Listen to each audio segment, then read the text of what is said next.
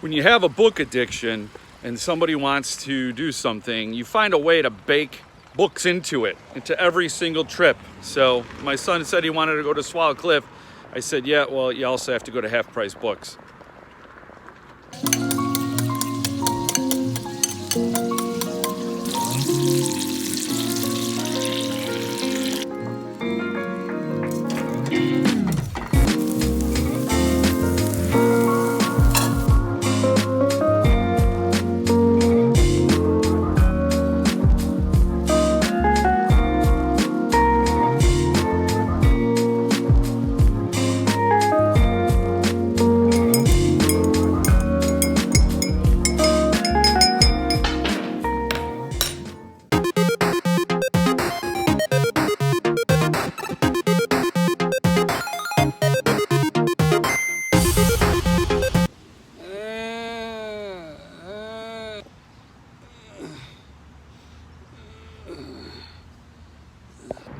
So now that all that nasty exercise and fresh air is out of the way, it's time for books. So I don't know what your Half Price Books is like in your neighborhood, but the first place you stop is this section, the limited edition section, and you got to see what they have. Because here, let's look at this cabinet. So you can see you got some Bachman books in hardcover, which I don't have, and that trade edition, which I do have, the trade paperback. $60, $75. I guess those are good. You know, those are decent prices. And then down here, what I see is we got Carrie. Some good stuff. And then over here, we have a hardcover of It. Now I don't know if that's a first edition or what, but it's behind the glass. Obviously, they think it's worth $50. And the only other one that kind of piques my interest is this back here. It's $9.99, which is an anthology including a Stephen King story, and it's pretty reasonably priced, $60. But not really seeing a whole lot I want to walk home with out of this glass case. And then of course there are these books. I've looked through some of these shelves just to see the things that out of print, hard to find. Nothing really jumps out at me on these shelves. We got some slipcase stuff down there. Subterranean Press, which is fantastic. Philip Jose Farmer. Great stuff. And then of course some signed editions. And here's a signed copy of Anne Rice's Nemec the Devil. So I'm not really looking for any Stephen King books, but I always like to stop in and check out, see what they have. And they have a bunch. They have a really nice looking Eyes of the Dragon. Mine is super faded along the spine. That looks like it's in great shape. Also, I don't have Just After Sunset. A really nice edition of Skeleton Crew, which actually I'm kind of tempted. It's only $10. I don't even care what edition it is. I don't have a hardcover. So actually I might get this. I might pick this up. And it's much better than his brothers in there. Or sisters. You know, I don't know how the books identify. Over here, more King. They got some Barker. Not much. Good stuff, just good stuff. Cell, love that book. And Cujo. I don't have a very nice edition of Cujo, but we're getting the one from PS Publishing, so we're gonna not worry about that right now. And then, ooh, look at this. Roadwork. But I have this as a Bachman book at home. So, some cool stuff, only one misery. Okay, sure. I'm also dying to find some Patrick McCabe that I don't have, but it appears Patrick McCabe is not represented in these shelves. We got a lot of the road, and then No Country for Old Men is kind of calling to me. So there's McCarthy, but no McCabe. Big bummer.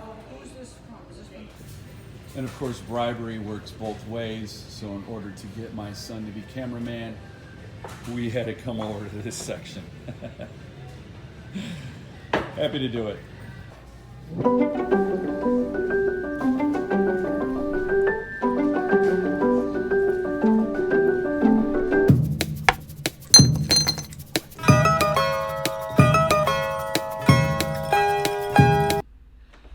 all in all, it was a good day. But I have very low standards. Any day where I leave the house and I come back uneaten by zombies is a good day.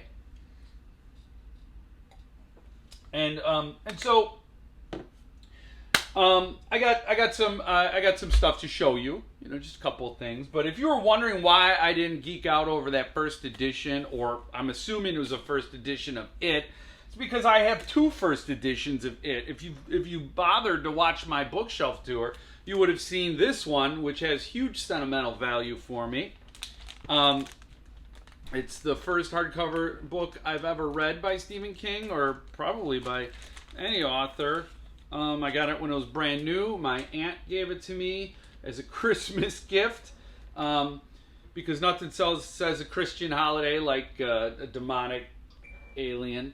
And then another relative of mine trashed the book, so I bought the Glenn Chadbourne artist dust jacket because it has the Scott Ian.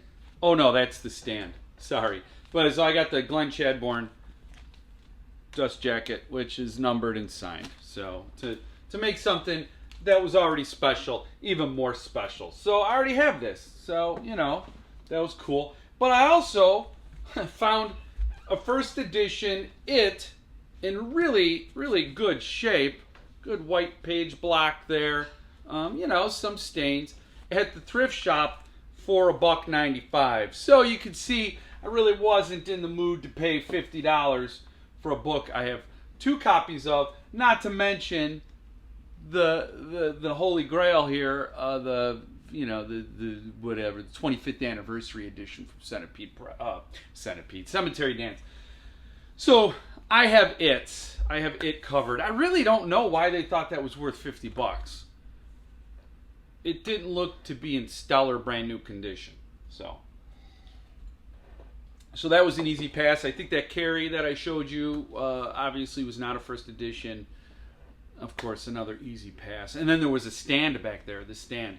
But I have a first edition of the uncut Stand, as well as the PS edition and the Cemetery Dance. So I'm covered.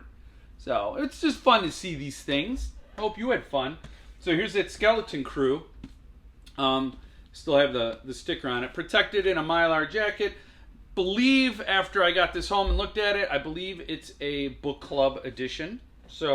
But a very, very nice hardcover reading copy that I didn't have. I never had one of these, and I missed out on the PS edition of Skeleton Crew.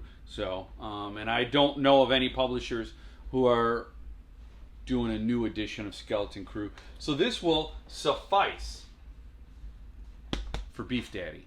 Is that over the line? And then what you didn't see was I wandered myself around and I got a first edition hardcover of Pillars of the Earth. Now, I picked this up because Paul Suntup puts this and Replay. They hold the same #1 spot of books that he loves that really made an impact. So for $7.99, a first edition hardcover, I had to check it out. I had to get it. And Paul's not the only one who's raved about this book. So many others have felt it's a fantastic read. Goodreads rates it really high, so a real safe bet to get into this. It's a very hefty. This is a heavy book, so it's going to take a commitment of time. But I'm willing to do it. I'm willing to do that. I'm willing to do that for me and for you, but mostly for me. Ready to make those hard choices. So that was my book haul from Half Price Books. I don't get out much, but when I do, this was a very successful run. I'm happy.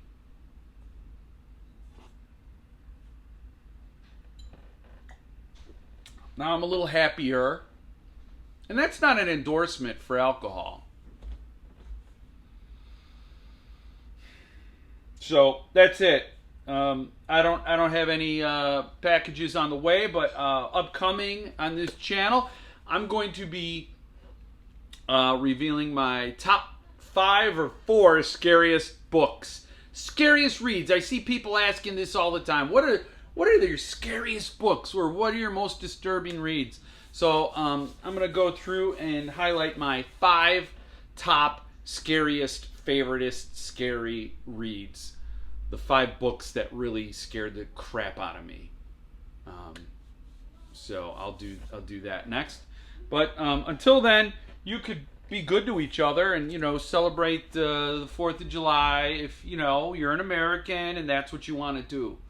I could see England not being too thrilled with the 4th of July myself. So if you're Russell Coombs, maybe you're not geeked about the 4th of July. I don't know. You're in Texas now, Russell. But you're all good people. You're all good people. Go do good things and spread that good. Spread that good. Should that be my closing sentence instead of stay frosty? Spread that good. Because that's not unsettling. Stay frosty. You really want more of this? Oh, I promise you, it's going to get a lot weirder before it gets weirder.